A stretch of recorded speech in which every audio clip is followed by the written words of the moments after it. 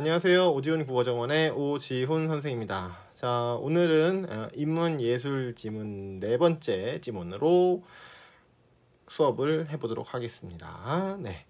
자, 인문예술 지문 요새 계속 하고 있는데요. 자, 인문예술 지문이든 뭐 과학 지문이든 뭐든지 간에 자, 우리는 이제 비문학을 읽을 때 독서 지문을 읽을 때 어떻게 해야 되느냐? 자, 바로 대조 시스템을 이용해야 된다 이거죠. 대조 시스템.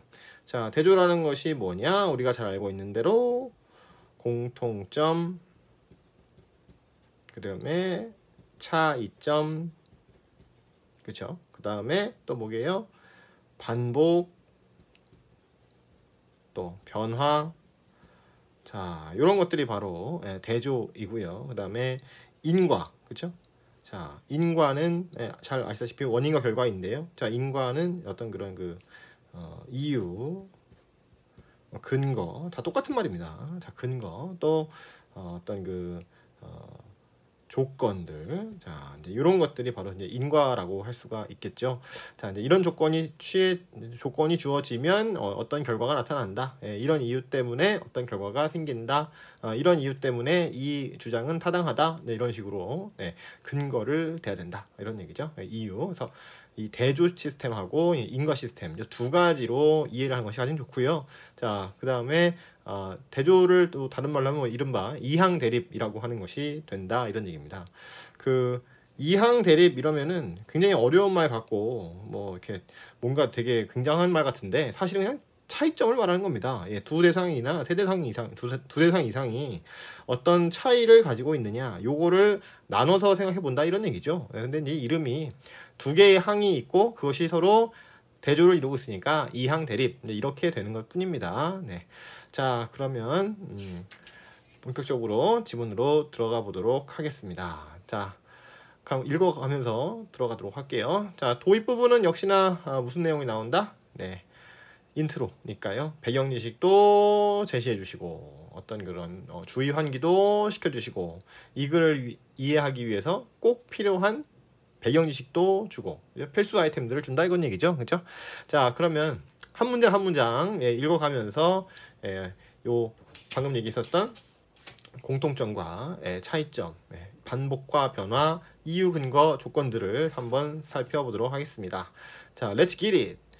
자, 시작할게요. 과거를 평가하고자 하는 것이 아니라 단지 있는 사실 그대로를 기록하고자 한다라는 랑케의 말만큼 역시 또 사람 이름이 또 나왔네요. 자, 랑케. 자, 뭐라고요? 있는 사실 그대로를 기록하고자 한다. 자, 이렇게 얘기했대요. 자, 왜 무슨 말인가 했더니 역사 이론서에 많이 이용되는 구절도 드물다 이럽니다. 그러면 이제 역사 얘기구나. 역사의 이론에 관한 얘기구나. 이런 걸 알 수 있고요. 자, 다음 문장 보시죠. 랑케는 박식한 문헌학자이자 역사가였을 뿐 아니라 젊은 학자들을 국가문서보관소로 보내어 역사 연구에 어떤 방법을 적용할 것인지 배우도록 이끈 혁신적인 스승이었다. 네. 자, 방법을 어떻게 적용할 것인가. 요거를 갖다가 배우도록 했다 이런 얘기죠. 그러면 이제 출제위원께서 괜히 이런 말을 지문에다가 넣은 게 아닐 테니까 이제 이 글은 아무래도 이 역사 연구 방법과 관련되는 얘기를 하겠구나 라는 것을 우리가 또 짐작을 할 수가 있는 것이죠. 자, 그러면 계속 볼까요? 자, 그는 면밀한 대조와 분석 같은 고전적 문헌학의 방식을 활용하여 사료의 신뢰성을 꼼꼼히 검토했다. 자, 그렇습니다. 뭐라고요? 어떤 방법? 대조와 분석 같은 방법을 썼다 이거죠. 자, 우리 항상 독서 지문에서 이 how, 그죠? 방법은 늘 중요합니다. 그리고 아까 얘기했던 why가 아니라 reason이죠. 이유, 그렇죠? 네. 자, 사료의 신뢰성을 꼼꼼하게 검토했다. 그러면 이제 사료가 역사적 자료인데요. 자, 그것에 신뢰성이 있어야 된다. 이렇게 봤다는 거죠. 자, 이처럼 지시요. 수준 높은 비판적 기준을 적용한 사료의 활용은 역사가의 작업 가운데 가장 중요한 부분인 사실의 확정에 있어서 객관성을 보증하는 데 도움이 되었고, 자, 그러면은 자, 수준 높은 비판적 기준을 적용했다는 것은 하나의 얘도 방법이 되겠고요. 자, 그렇게 해서 이제 어떻게 했다고? 사실의 확정에 있어서 객관적인 보증을 하는데 도움이 됐다. 그래서 이 랑케는 역사가가 모든 선입견에서 벗어나야 한다는 이유. 자, 그리고 선입견은 된다 안 된다? 안 된다. 왜 안 돼요? 왜 하면 안 돼요? 자, 랑케가 아까 어떻게 주장했다고요? 신뢰성을 꼼꼼하게 검토를 해야 된다라고 했고요. 그 다음에 비판을 해야 되기 때문에 그리고 객관성을 보증해야 되기 때문에 선입견에 있어서는 안 되겠죠. 자, 벗어난다는 이유에서 자아소거, 작은 따옴표 나왔습니다. 자, 그러면 네모칸. 자아소거를 통해 방법, 객관적인 과거 사실이 저절로 드러날 수 있게 한다고 주장했다. 그러면 어떻게? 객관적인 사실이 어떻게 한다? 저절로 드러날 수 있게 해야 된다 이겁니다. 그러니까 인위적인 거가 아니고 자기가 스스로 드러날 수 있도록 해야 한다고 주장했다 이거죠. 뭐 구체적인 내용은 우리가 알 수가 없습니다. 지금 여기서는요. 자, 바로 이러한 방법론 역시 지시어가 나왔죠. 이러한은 여기가 되겠습니다. 자, 방법론적 기여로 인해 랑케는 비판적이고 과학적인 역사 연구의 선구자로 칭송을 받았다. 자, 그리고 이제 비판적이라는 성격이 있고 그 다음에 과학적인 역사 연구의 선구자다 이렇게 되겠습니다. 자, 그러면 이제 앞서서 나왔었던 객관성을 보증한다랄지 자아소거를 통해서 객관적인 과거 사실이 드러나게 한다. 뭐 이런 것들이 이른바 과학적인 역사 연구라고 볼 수가 있겠네요. 그죠? 이 글에서는 그렇다 이런 얘기입니다. 자, 그러면은 다음 요걸 가지고 이런 내용을 가지고 다음 문단으로 가도록 하겠습니다. 자, 두 번째 문단 보시죠. 자, 하지만 글이 시작되면서 바로 하지만이 나왔어요. 네네. 자, 그러면 이거 뭐예요? 하지만은 뭐가 될 수 있다? 대조가 될 수 있다. 그죠? 대조가 될 수 있다. 자, 그리고 전환도 될 수 있다. 전환은 방향이 바뀌는 것이죠. 자, 그러면 앞에 있는 내용을 바탕으로 어떻게 방향이 바뀌는지 또는 어떤 내용이 반대 내용으로 나오는지를 우리는 챙기면 된다. 이런 얘기가 되는 것입니다. 자, 그리고 거기가 곧 출제 포인트가 된다는 얘기죠. 자, 사료 비판의 엄정성이라는 원칙과 관행이 랑케로부터 시작된 것은 아니었다. 자, 근데 이제 랑케로부터 시작된 것은 아니고 이미 18세기. 자, 또 시대가 나왔잖아요. 그죠? 시대는 무조건 네모칸이다. 자, 왜 그러냐? 이제 18세기가 다르고 19세기가 다르고 17세기가 다를 수 있기 때문에 이 시대가 나왔다 그러면 무조건 일단은 네모칸을 칠 필요가 있다 이런 얘기죠. 자, 18세기 말부터 독일에서는 괴팅겐 학파. 자, 이 사람들도 주장하는 거죠. 그러니까 네모칸을 좀 치시고 자, 뭐라고 하나 봅시다. 이 괴팅겐 학파를 중심으로 문헌학 및 언어학적 방법을 동원한 사료 검증이라는 전통이 성숙되고 있었고, 자, 뭐 방법은 문헌학하고 언어학적 방법을 썼대요. 자, 더 거슬러 올라가면 언제? 르네상스 때 이미 문헌 비판의 전통이 인문주의자들에 의해서 시작이 됐다. 뭐 이렇게 됐답니다. 자, 따라서 인과죠, 그죠? 리즌. 자, 랑케에게 주어지는 근대 역사학의 아버지라는 명성은 흔히 알려진 대로 사료 비판의 엄정성에만 기이는 것이다. 그러니까 엄정성도 있는데 꼭 그것만 있는 것은 아니다 이런 얘기죠. 자, 그보다는 오히려 독일의 사상가 홈볼트, 이름이 참 어렵습니다. 훔볼트. 네. 이 홈볼트의 교육적 이상에 따라서 발족된 베를린 대학에 그가 역사학과를 제도적으로 정착시킨 점. 자, 여기서 말하는 그는 누구겠어요? 여기서 랑케를 말하겠죠? 역사학과를 제도적으로 정착시킨 점. 세미나라는 엄격한 학문적 수련을 통해 수많은 전문가를 양성함으로써 방법, 역사학의 영속성을 확보하는 데 기여한 점이 더 큰 이유가 될 것이다. 자, 일단 역시 덮어두고 이유는 중요하니까 체크를 했습니다. 자, 또한 대등연결이죠. 대등.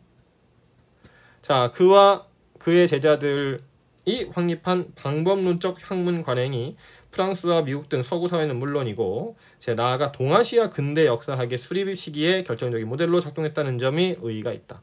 자, 선생님이 여기다 왜 밑쳤냐면 앞에는 계속 다 서양 얘기만 했었잖아요. 근데 이제 어디로 넘어갔다고? 동아시아 얘기까지, 지역까지 이 방법이 전해졌다 이런 얘기입니다. 자, 그러니까 아까 제가 보여드린 대로 여기 있는 그 변화가 있잖아요, 그죠? 자, 여기 지금 앞에서는 서양에서만 했었는데, 자, 이제 이게 이제 어디까지? 동아시아의 근대 역사 수립 에까지 결정적인 모델로 작용을 했다라고 얘기를 했기 때문에 변화인 점에서 또 이제 의미가 있다고 볼 수 있고요. 또 여기 대놓고 써 있어요. 의의가 크다고, 그죠? 그러니까 이제 또 그 다음 문단부터는 동아시아의 근대 역사 수립과 이 랑케가 주장했던 바가 어떻게 연관되고 있는가, 요거를 우리가 들여다봐야 된다. 이렇게 볼 수가 있는 것입니다. 자, 그렇게 됐고요. 자, 그러면 다음 문단 봤더니 또 역시 어때요? 시작부터 그런데 이렇게 되죠, 그죠? 자, 그런데 자, 동아시아 특히 일본에서 그렇습니다.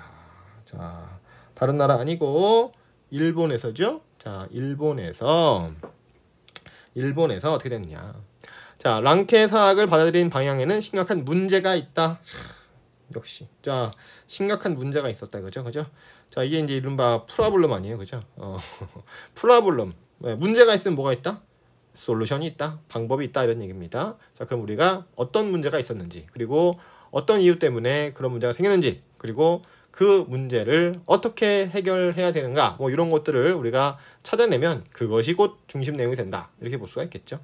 자, 계속 갈게요. 랑케 사학에서 사료의 실증이 요체라고 이해한 근대 일본의 역사학자들이 랑케 사학을 가리켜 과학적 역사학과 동의어로 쓰이는 실증 사학이라고 부르는 오류를 범하기 시작한 것이다. 자, 실증 사학이라고 불렀대요, 일본에서는 랑케 생각들을.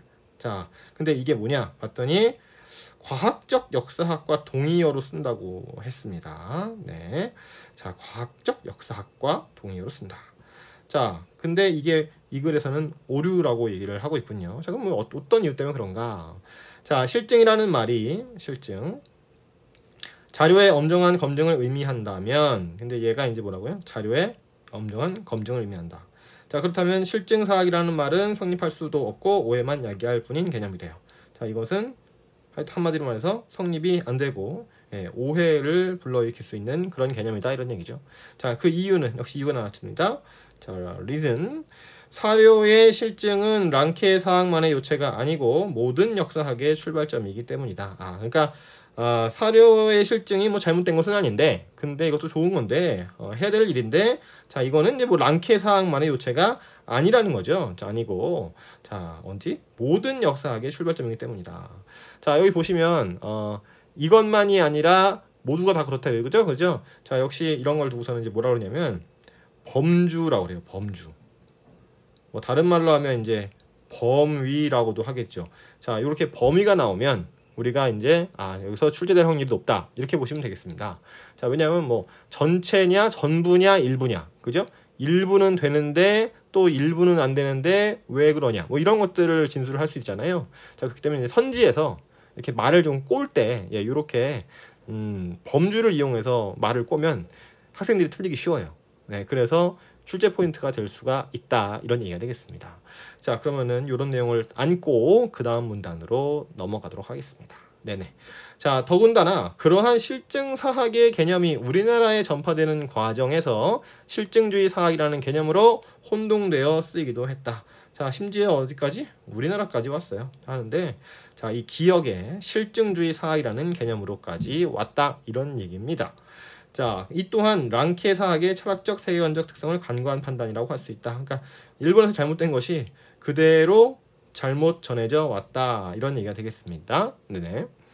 자, 실증주의 사학은 근본적으로 법칙 정립적인 과학을 추구하므로, 그죠? 자, 실증주의 사학이 잘못된 거다 보는데, 자, 얘는 어떻게 한다고요? 근본적으로 법칙 정립적인 과학을 추구하는데 법칙이 중요하다, 이런 얘기네요. 실증주의 사학에서는 검증된 사료 하나하나가 결국은 과학 법칙을 세우기 위한 자료가 된다고 본다. 자, 하지만 짜잔, 대조 아니면 전환이 나왔습니다. 자, 중요하죠, 항상. 자, 이는 랑케의 관점과는 반대되는 것이다. 자, 아까 제가 말씀드린 바로 요것이 되겠습니다. 차이점. 그러면은 이항대리 반대라는 얘기죠, 지금, 그죠? 자, 글쓴이가 대놓고 반대라고 했어요, 지금요. 자, 이거 중요할까 안 중요할까? 당연히 중요합니다. 왜냐하면 차이점을 극명하게 드러냈기 때문에 출제될 확률이 무지하게 높다, 이렇게 볼 수가 있는 것이지요. 네, 좋습니다. 자, 그럼 뭐라고 하나 볼게요.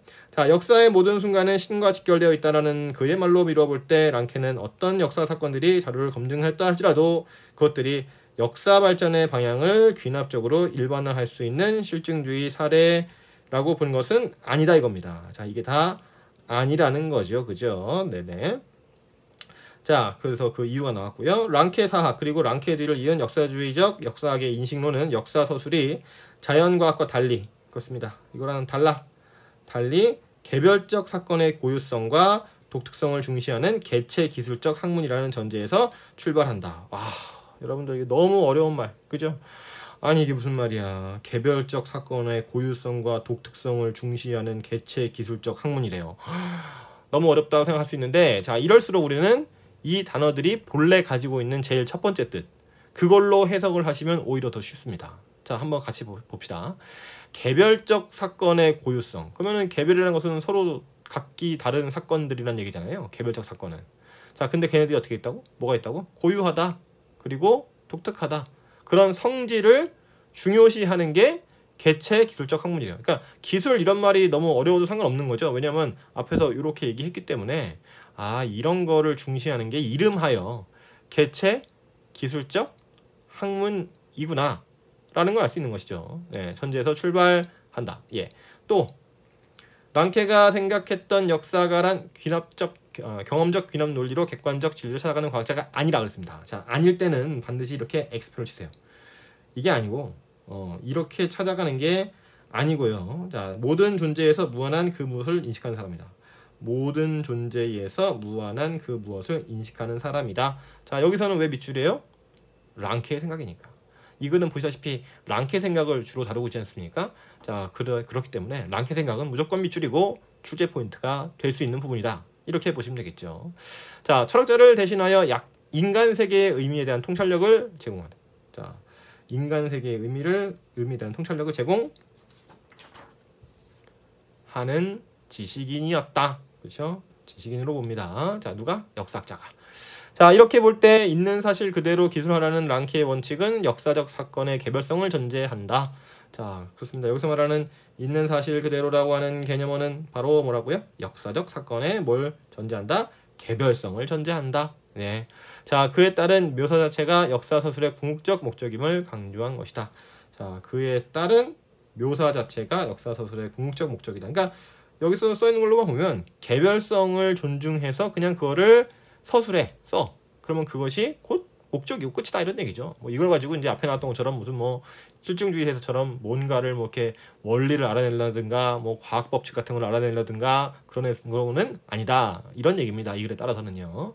자, 따라서 랑케의 전제를 제대로 검토하지 않은 동아시아 역사학계가 랑케 사학을 두고 실증 사학이라 일컫는 것은 온당치 못하다. 그렇습니다. 자, 아까부터 계속 나오고 있는 얘기죠. 그러니까 이제 랑케가 한 생각은 따로 있는데 그 생각을 갖다가 이제 뭐 이렇게 곡해를 해가지고 네, 엉뚱한 소리를 하고 있다. 뭐 이런 입장이네요. 자, 또 대등 연결. 대등.